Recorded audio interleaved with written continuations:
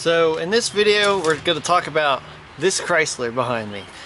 This Chrysler has been in a lot of my videos. I did the head job on it, struts and a whole bunch of other stuff. But basically what's happened is I don't know what's wrong with it, and that's going to be the title of this video. I don't know what's wrong with this Chrysler. And it's gotten to the point where I'm just going to part it out and sell it. But I thought I would go through everything that I've done, and maybe somebody can give me an idea as to what's wrong. Although I don't know, man. All this stuff is pretty crazy. So I'll start off by saying that I've gone already too far with this car. With these types of things, I tend to have much more tenacity than I should, and I will end up spending a lot of money just because I want to figure out what's wrong and I want to fix it, and that becomes the most important part and not the money. I just want to figure it out. But I have to, you know, cut my losses at this point. So I'm going to go over everything that I've done to this car up to now, and you know, realizing it's still not fixed. Okay, so now these are in no particular order. There's a lot on this list, okay? There's a kind of a mixed bag here. A lot of these I had some sort of reason. I had some sort of reasoning to believe that it could be wrong based on the tools that I have. A lot of these actually. Others I said they're cheap enough, I might as well try it. And then others I said, well, I've tried everything else. I'm pretty sure it's not bad, but what the hell, you know? So that's all mixed in here. So the problem is with this car is that when it gets warm, it stalls, okay? And when it's cold, it's fine, no big deal. But as soon as it gets warm, it stalls. And I looked into everything. Oh, well, maybe it's because, you know, it only happens when it's in open loop mode, and when it's cold, it's in closed loop mode, and the sensors, it's not listening to the sensors. Let me look at all the sensors. Let me look at the O2 sensor waveforms. Everything's fine. So, first thing, replace the O2 sensors, upstream O2 sensors by the exhaust manifold. No go. Replace the crank sensor, cam sensor, all the coils and the plugs. I removed the EGR valve because a lot of the times it'll get stuck open and starve the engine or it'll smother the engine with too much with exhaust gases when it shouldn't. I removed the EGR valve, used a small low pressure compressed air, and there was no leaks. I even unplugged the EGR valve and ran it.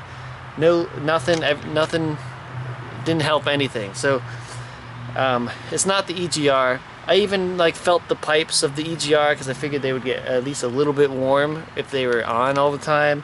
No go. So EGR is fine.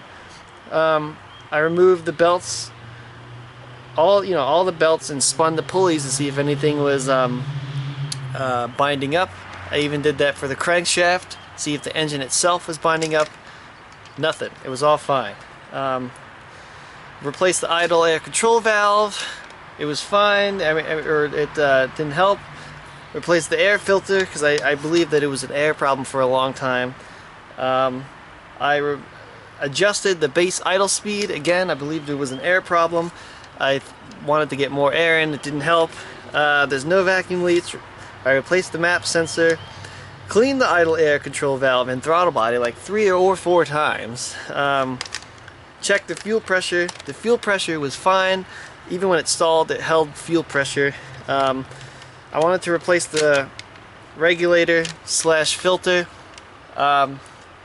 But when I got down to it, in this car, it's part of the fuel pump assembly.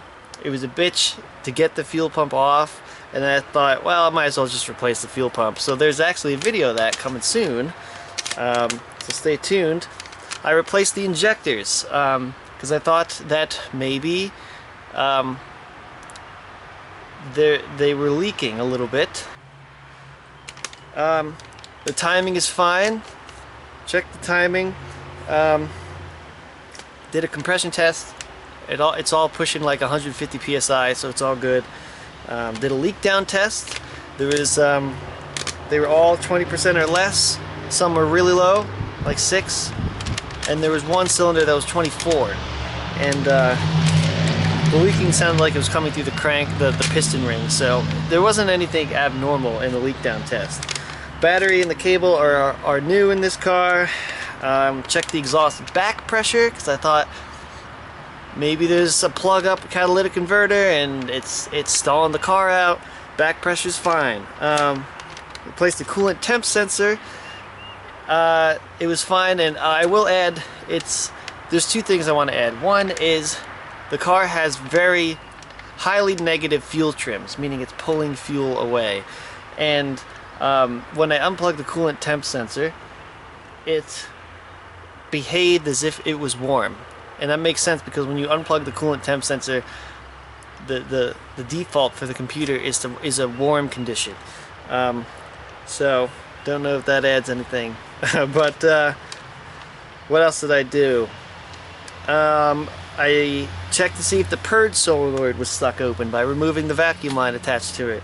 I measured the vacuum in the engine and it was fine. I replaced the PCV valve, and I even replaced the engine ECU. And all of that, it is still acting exactly the same. So there's some interesting things I wanted to know. After I did this head job, it was fine. It was fine. And then one day I noticed, oh crap. When I did the head job, I accidentally left this vacuum line unplugged. And it's been unplugged this whole time. So I plugged it back in, and that is when the problem started. The second I plugged that vacuum line back in. And if I take that vacuum line off, it is perfectly fine. It runs fine. Which is interesting. So I never understood that. I tried to go through all kinds of avenues to understand that. It makes sense because the fuel trims are highly negative, so it makes sense that adding more air into the mixture would you know, help even things out. But it's just weird how the computer wouldn't do that by itself. That's why I ended up checking the wiring to the idle air control valve, and the wiring is fine, so then I thought this has to be an engine computer issue, and it wasn't.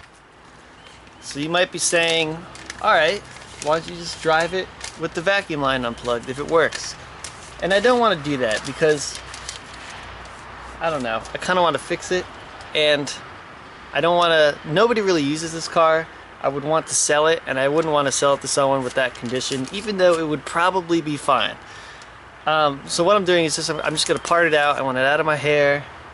I need the money anyway for a wedding coming up that I'm saving for.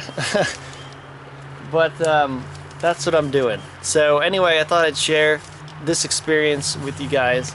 Maybe you guys can offer any insights that I can try one last ditch effort before I take it apart, you know, in the next week or two. And yeah, it would just be interesting to see what other people have to say. I even worked with experts on there's a website called justanswer.com, because I'm not an expert, you know. I'm a guy who likes to work on cars, and I went through 3 experts, and all of them gave up after all of this. So at this point, I'm ready to throw in the towel. So anyway, thanks for watching, you guys. This is probably way longer than I wanted it to be. I will see you next time.